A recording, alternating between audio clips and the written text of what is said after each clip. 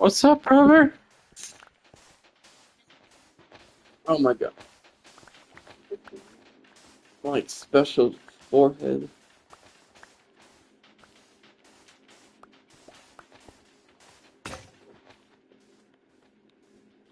Damn, like suffocate me with your weight. Ah.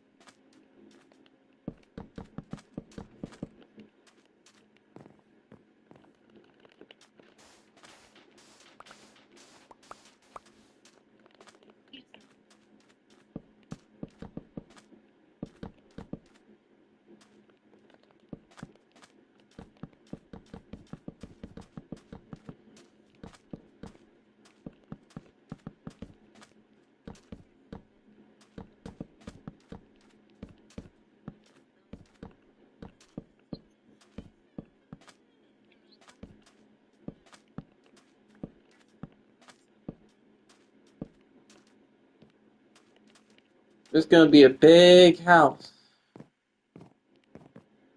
We're gonna cover up the whole beach. Beach? I mean island.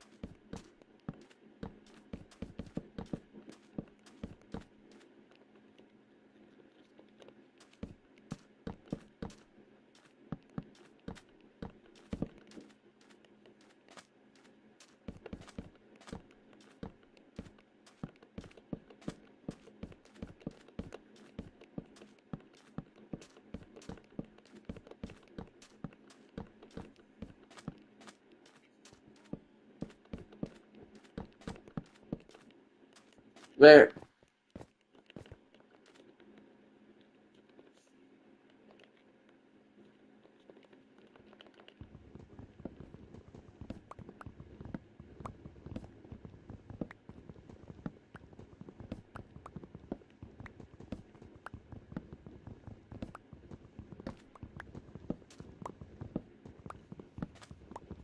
We're gonna have to get rid of the floor though.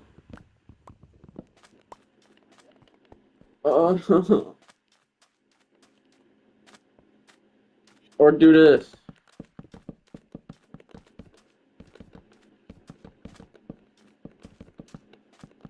No?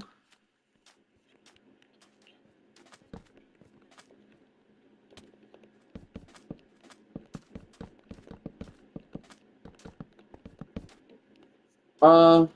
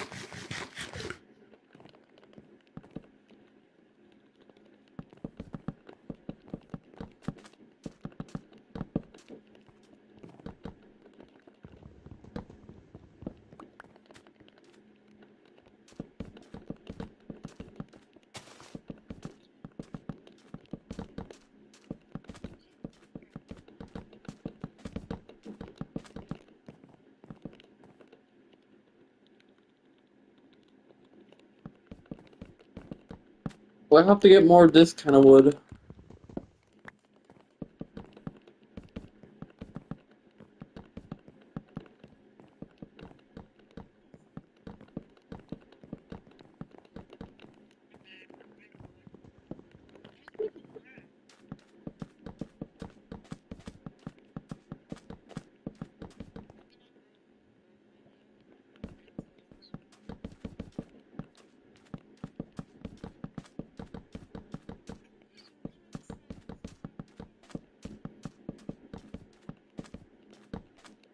Iron.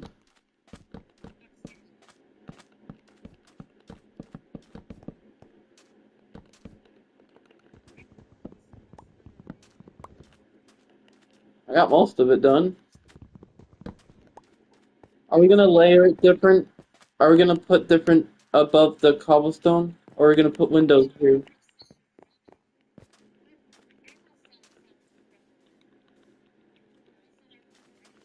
But I want the floor to be the same color stone.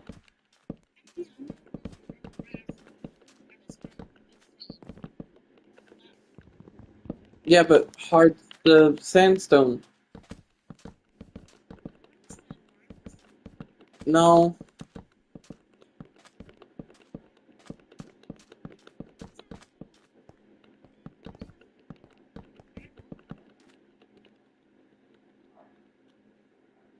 Okay.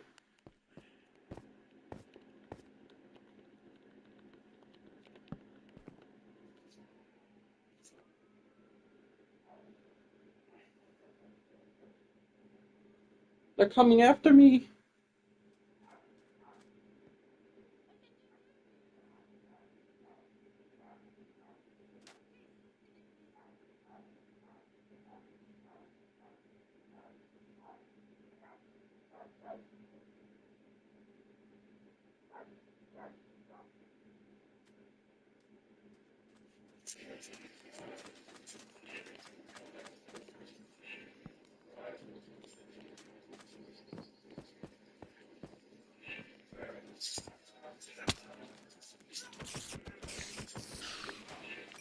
Well, time to go all the way back.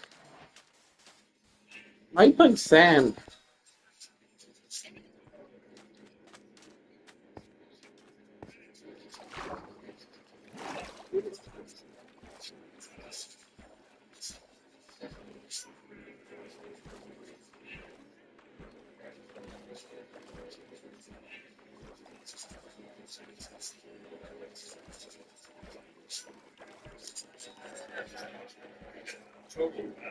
Play now for free.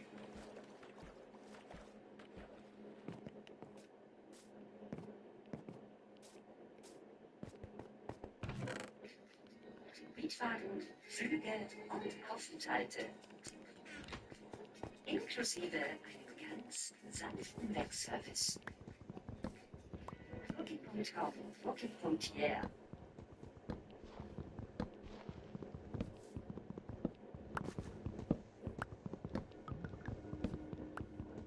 Hello, everybody. Shroud down here. Stories of dark, disturbing events. The 20th century saw its fair Right. of atrocities and death. Two world wars, a major influenza pandemic, numerous genocides, ethnic purges, a portion of the world drenched in blood. And of course, one of the very worst atrocities of the 20th century came during the Second World War. Millions of mainly Jewish people were forcibly confined in Nazi concentration camps and exterminated. One of the very worst of these camps was Auschwitz-Birkenau, also known as the Death Factory.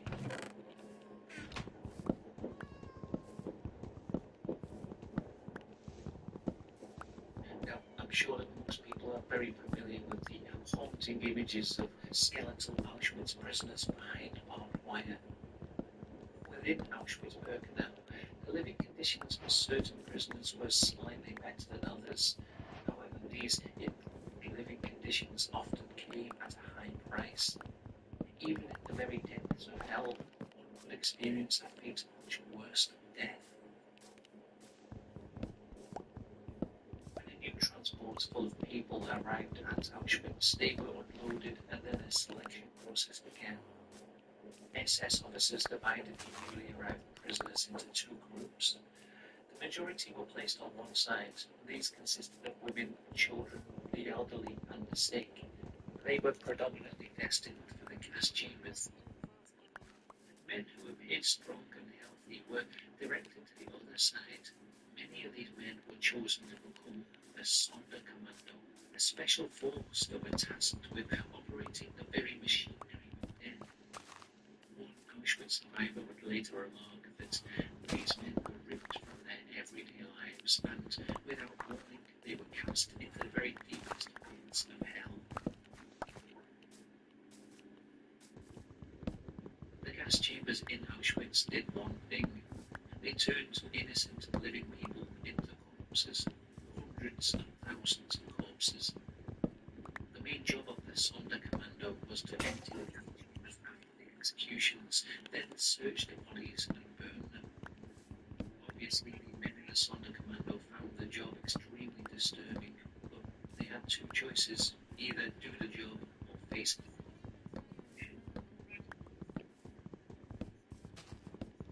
The Sonderkommando inmates were divided into 5 We can't go there. groups, each consisting of about 200 men. Each We don't have an end group was report assigned to one of the 5 crematoriums. or Within these never reported. What? I don't. groups, with each group having a distinct task. The first group was assigned to work on the loading grounds when new transports arrived. We need to upgrade our tools and armor Panic didn't break out, so they were forced to deceive the newcomers by after we build the telling them house. they were headed for showers and disinfection. To maintain all these new arrivals, the Sonderkommando inmates would offer seemingly helpful tips. For example, they advised the newcomers to tie their shoes together after undressing and to remember to place their clothes in the changing room. Many of the Sonderkommando avoided looking into the newcomers' eyes. They knew that these people were destined for the gas chambers and there was no coming back. One survivor's account describes how a man was tasked with leading the new arrivals from the train to the gas chamber. This man suddenly recognized his cousin in the crowd and he was faced with an impossible dilemma. Should he reveal the terrifying truth to his cousin or should he just maintain the lie? He knew that whatever he did, the outcome would be the same, so he chose to lie. He told his cousin that secretly he told every new inmate they were simply going for a shower. He then ensured that his cousin stood directly under the hole where the Zyklon B pellets were dropped in, hoping that this would mean his cousin would have a swift death. And of course, the Sonderkommando would also know that it wasn't a swift death. They would hear the screams of people from within the gas chamber going on for 15-20 minutes before they went silent. And the gas chamber would be ventilated and another group of the Sonderkommando would get to work. When the door was opened, the Sonderkommando would be faced with rows and rows of people. But the people were packed so tightly into the chambers that the bodies remained standing after death. At times, the corpses were horrifically entwined. This was either due to death convulsions or because a panic-stricken individual tried to climb atop another in an effort to escape death. According to survivor accounts, there were around 800 corpses in a gas chamber each time. The Sonderkommandos had to use chains to hook the bodies under their chins and drag them out. At first, they approached this task carefully, trying to be respectful for the dead, but as time and repeated exposure dulled their sensitivities, they grew increasingly indifferent to the task.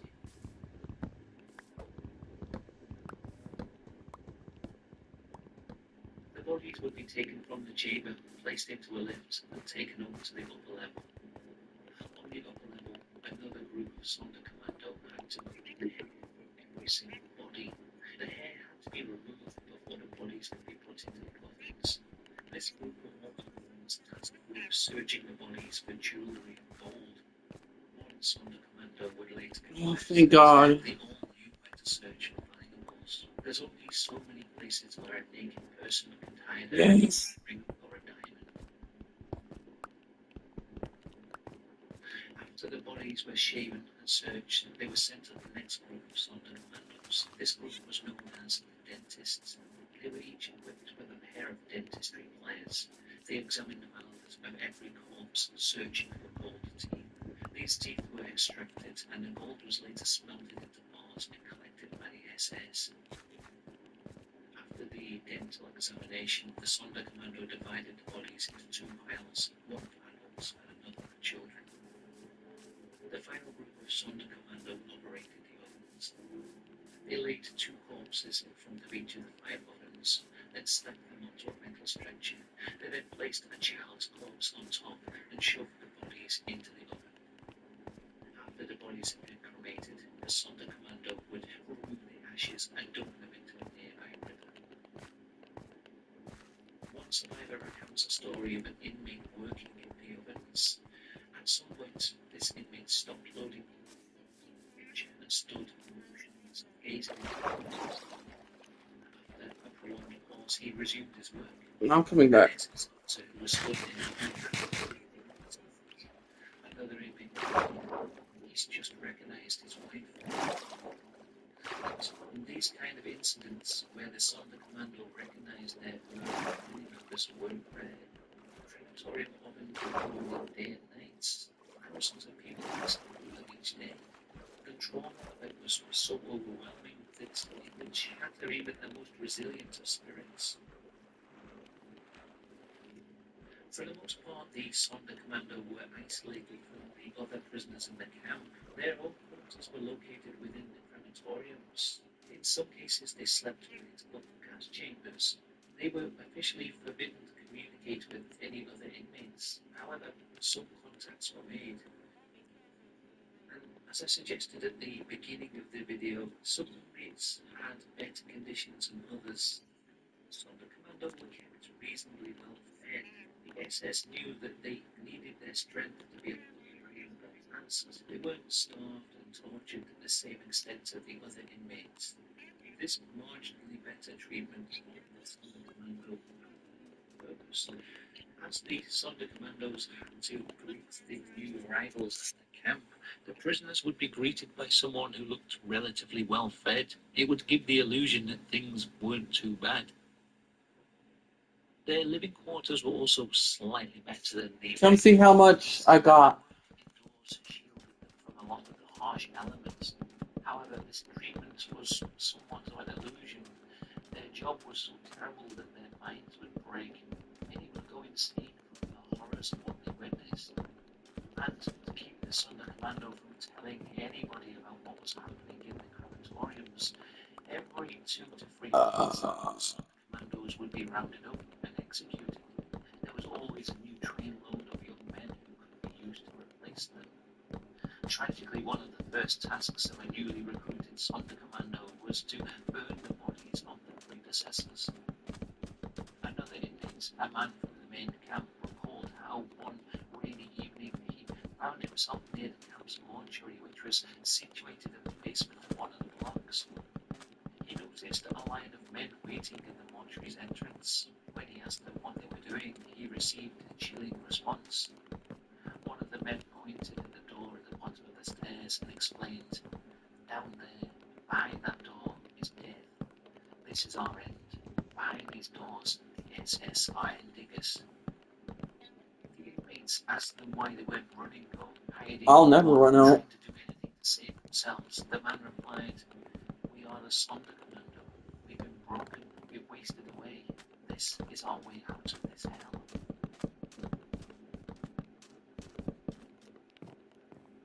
Only a few Sonda commandos survived the war.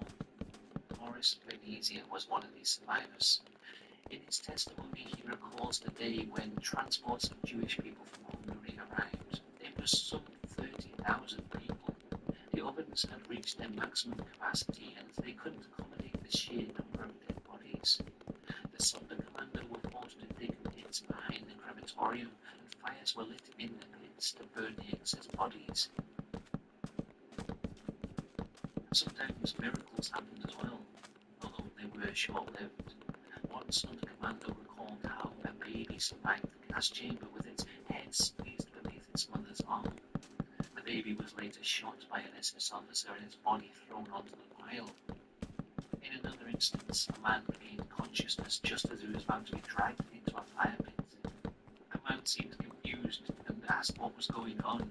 There was no time to return him to the gas chamber, so on the orders of the SS, the Sonderkommando had no choice but to just throw him alive into the fire pit.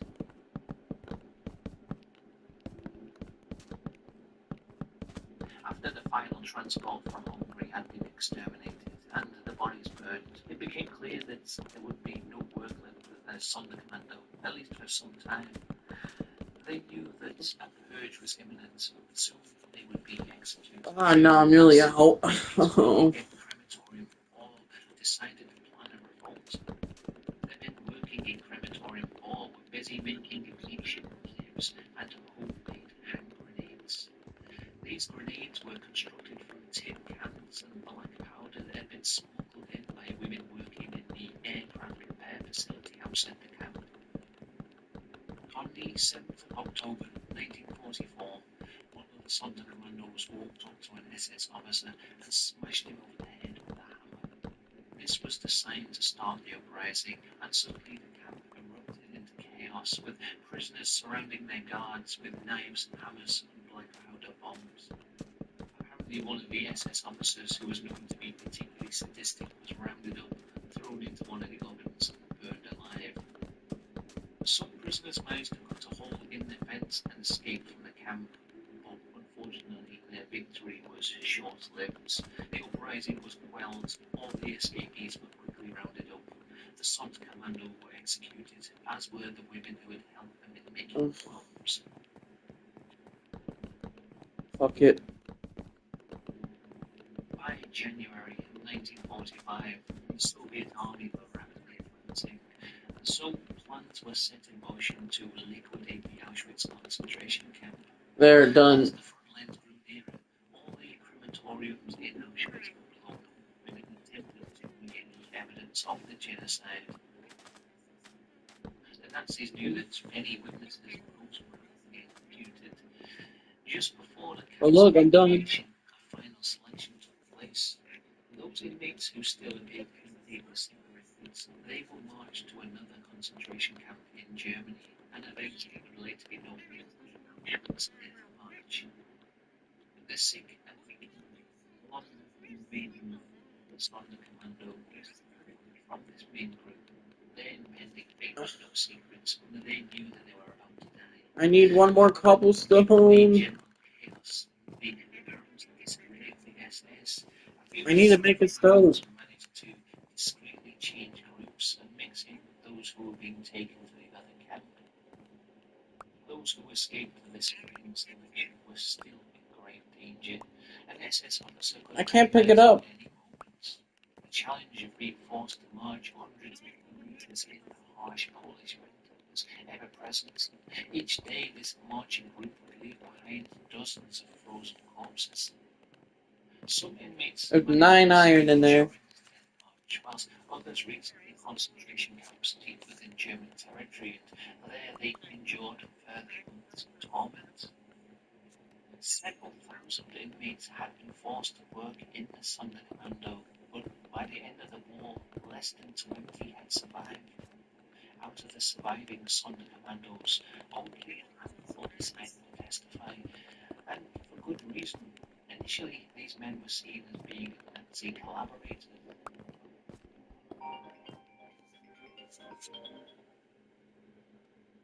Hello?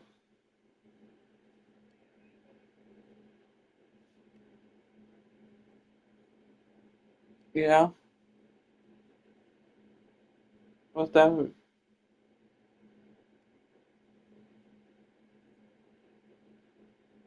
Mm.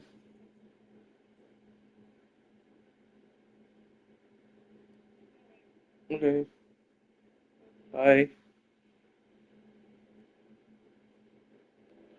However, as time went on, more and more testimonies from Holocaust survivors emerged, and with it came a better understanding of the kind of predicaments that these Sonderkommandos were faced with.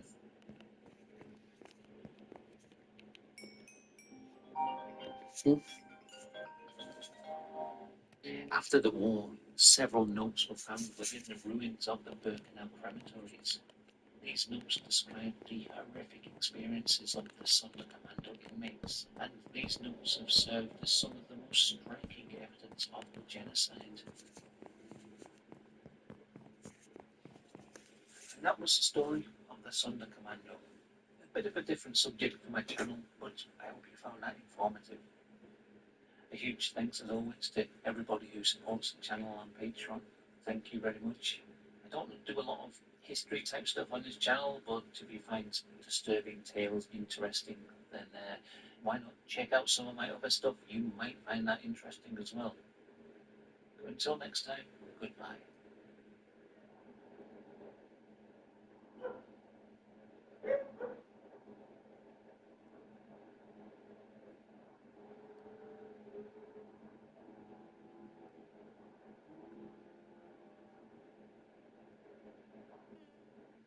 Headaches won't just annoy you, they'll destroy your life. Are your headaches driving you crazier than trying to assemble IKEA furniture without the instructions? So many of us here in the St. George area suffer from those pesky little creatures that seem to enjoy hammering away at our poor noggins. Fear not, my friend, from the realm of eye care there exists a professional known as a optometrist. With their trusty eyeglasses and prism power, they can say to them, also abuse. Imagine that you're squinting, you're trying to read a sign from afar. Your eyes are straining like a marathon runner on mile 26. Suddenly your head starts throbbing with the force of a steam train. Enter the optometrist. These vision wizards can help by correcting your eyeglass prescription. They'll examine your eyes, determine the perfect lens power, and with reading signs like a pro, headache free. But wait, there's more to the optometrist's bag of tricks. Have you ever heard of prism power? No, it's not some kind of magical crystal, although it does work wonders. Eye alignment. Sometimes their eyes decide to dance like nobody's watching, and that can lead to headaches.